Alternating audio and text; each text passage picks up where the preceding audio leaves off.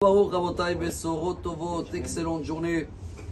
On est dans les 3 semaines qui rentrent vers la fin de l'année, toujours pendant la période du mois d'Elul. On lit la paracha la plus balèze dans la Torah. Quand je dis la plus balèze, la paracha de Kitetse, sur les 613 mitzvot, il y a 74 qui sont cités dans la paracha de cette semaine. Beaucoup des sujets de mariage et l'inverse, règles de divorce, les héritages, les histoires de famille. Mais il y a un grand message qu'on peut apprendre aujourd'hui. Et avant de sonner le chauffard, on a la coutume de partager en ce moment aussi pour ceux-là qui n'arrivent pas à aller à la synagogue. Alors même s'ils le reçoivent par vidéo, au moins ça peut nous aider à trouver notre propre chemin. Dans la paracha de cette semaine, il y a une mitzvah très belle qu'elle s'appelle Hashavat Aveda.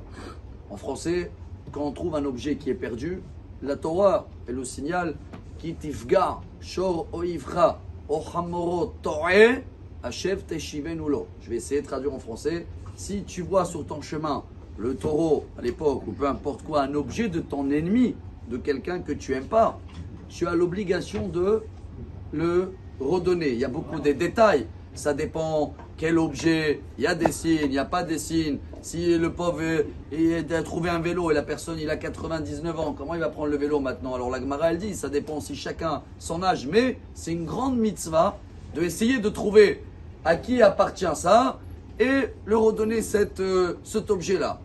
Il y a une autre fois dans la Torah où il y a le même mot, Toré. C'est quoi Toré? Il y a une erreur. Il s'est perdu. Où c'est marqué encore une fois dans la Torah? Il est perdu. C'était avec Yosef. Quand il est parti chercher ses frères.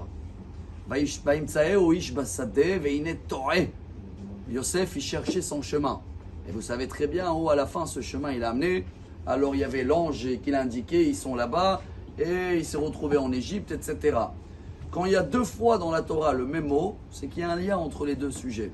Il n'y a pas que des objets perdus dans le monde. Nous aussi, on est complètement perdus. Comme un objet qui est perdu, il cherche à retrouver son propriétaire, mais le vélo tout seul, il ne va pas aller trouver le propriétaire. C'est à moi d'aider à l'objet perdu de retrouver son chemin. Et bien, chers amis, en ce moment, pendant ces 3 semaines, d'abord, nous aussi, on est perdus et chacun cherche son propre chemin. C'est pour ça qu'on fait un petit peu les slichot.